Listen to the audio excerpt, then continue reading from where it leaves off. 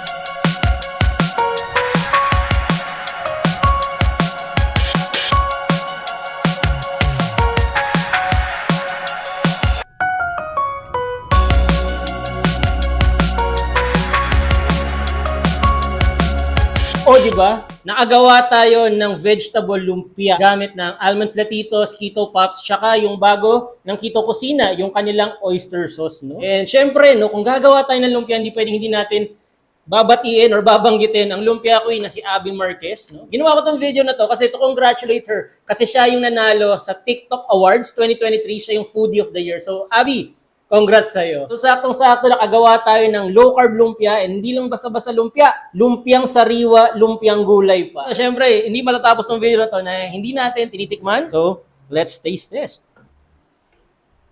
So, parang ganyan yung itsura niya, no? O, di ba? Natin.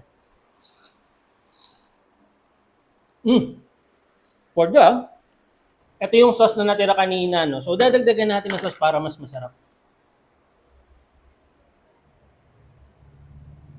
So, nakagawa tayo ng vegetable lumpia gamit ng almond flatitos and oyster sauce ng Keto Kusina. And, fighting na fighting yan.